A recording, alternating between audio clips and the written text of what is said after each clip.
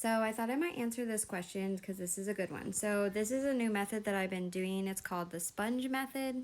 So this is really great for fresh milled flour because you need to soften the bran and it needs time to hydrate, and that's kind of what you do when you let it sit there for like 15 minutes to an hour.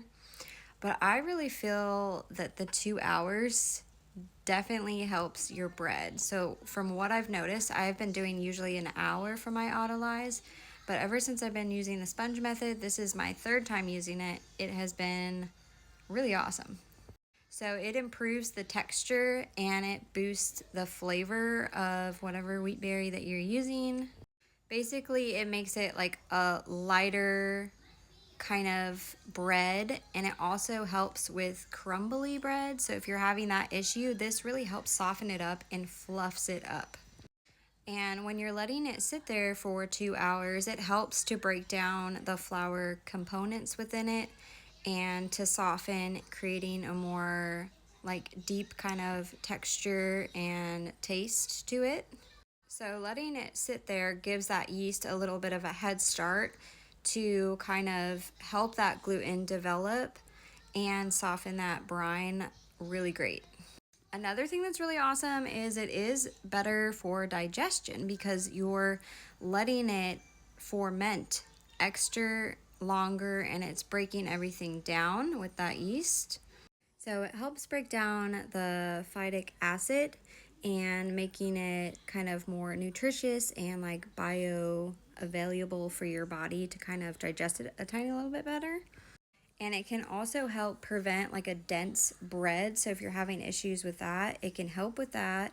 And it aids in the gluten development, allowing it to digest or allowing it to adjust for its hydration when it's sitting there for 2 hours. So overall, this is kind of why you leave half the flour out and then you'll put it in and then start your kneading process, and then, kind of go from there. It really has made a difference. Like, it feels more light, more fluffy. It definitely doesn't crumble as much. And it feels more full. It kind of feels like the bread is more full. I don't know. I've really been enjoying it. So this is kind of what I've been doing the last couple times I've been making bread. And it's easier because you can just chuck everything in there and all you keep out is half of the flour. Or you can just do your flour, your water, and your yeast together and let it sit there and then add all the rest of the ingredients. But I put mine all in, so it really just depends. You can do it either way. But I've been kind of enjoying the sponge method because it's been kind of nice. I don't have to I use the active or the dry active yeast, so I don't have to activate it. I just put it in there and it sits there for two hours and everything just, the process keeps going. So that's kind of a little bit of what the sponge method is and why the flour you keep out. So hopefully this answered your question, and let me know if you have any more.